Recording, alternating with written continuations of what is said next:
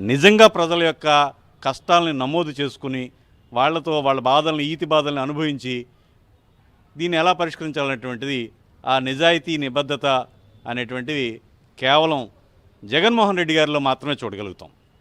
So ఇటువంటి పాదయాత్ర మూలంగా ఆయన అబ్జర్వ్ చేసి ప్రజాస్వామ్యంలో ప్రజలే స్వాములు, ప్రభువులు, యజమానులు అనేటువంటి స్ఫూర్తిని నిజంగా తీసుకురావాలనేటువంటి దాంతో ఈ ఏదైతే ఒక సర్టిఫికేట్లు కావాలంటే లేకపోతే ఏదైనా ఒక పని కోసం సామాన్యులు తమ యొక్క పనిని పక్కన పెట్టుకుని పని దినాలను వదులుకుని వేతనాలని జీతాలను వదులుకుని అధికారుల చుట్టూ తిరగడం అనేటువంటిది ఒక చాలా ఇబ్బందిగా ఉంటుంది అనేటువంటిది గుర్తించి ఆయన గ్రామ వార్డు సచివాలయ వ్యవస్థను రూపొందించారు.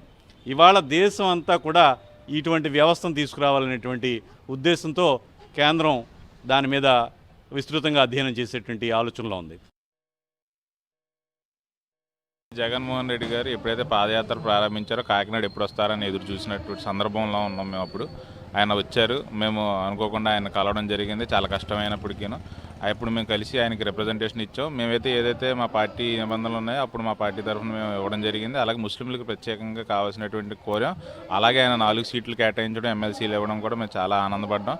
ఆ తర్వాత ఆయన పాదయాత్రను అంతా గమనించిన తర్వాత మేము తెలుసుకుంది ఏంటంటే ఆయన పాదయాత్రను పూర్తిగా గ్రౌండ్ లెవెల్లో చూడడం జరిగింది. ఎవరైతే పేదలు ఉన్నారో, అర్హులు ఉన్నారో వాళ్ళందరికీ అందాల్సినటువంటి ఏవైతే సంక్షేమ పథకాలు ఉన్నాయో అవన్నీ కూడా నవరత్నాలు పొందుపరిచి వాటిని అందే విధంగా సచివాలయం తీసుకురావడం ఇవన్నీ కూడా సిస్టమేటిక్గా చేయడం జరిగింది. ఆయన నిజంగా పాదయాత్రని హృదయానికి హద్దుకున్నారు, ప్రజల్ని ఆ హృదయానికి హద్దుకున్నారు. కాబట్టి ఆ విధంగానే ఈరోజు దాన్ని పరిణామాలు చూస్తున్నాం.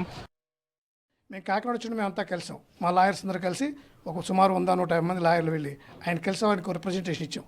అడ్వకేట్స్ యొక్క ఉన్న ఇనీషియల్గా కొత్త అడ్వకేట్స్ వచ్చిన వాళ్ళకు వచ్చిన ఇబ్బందులని వెంటనే గవర్నమెంట్ వచ్చిన వెంటనే ఆయన లా నేస్తమని 5,000 రూపాయలు ప్రతి నెల కూడా కొత్తగా ఎన్రోల్ అయిన ప్రతి అడ్వకేట్ కూడా 5,000 రూపాయలు 3 సంవత్సరాల పాటు ఇవ్వడం జరుగుతుంది. ఎంత అద్భుతంగా అంటే వాళ్ళందరికీ కూడా స్ట్రెస్ ఫ్రీ. ప్రతి ఒక్కళ్ళు పొద్దున్న లేస్తే తలబట్టలు వేసుకోవాలి, కోట్ వేసుకోవాలి, వాటిని ఇంకా రోజు కోర్టుకు రావాలి, ఎక్కడెక్కడి నుంచో రావాలంటే ట్రాన్స్పోర్టేషన్ ఇవన్నిటి నుంచి కూడా ఆయన ఫ్రీ అయిపోయారు. ఇవాళ అడ్వకేట్ జూనియర్ హాయిగా వస్తున్నారు, కోర్టులో చక్కగా ఫాలో అవుతున్నారు, చక్కగా చదువుకోగలుగుతున్నారు. అంటే ఫైనాన్షియల్ స్ట్రెస్ లేదు వాడికి. ఆ తర్వాత వాళ్ళు చాలామంది మనం రీసెంట్గా కూడా చూశారు.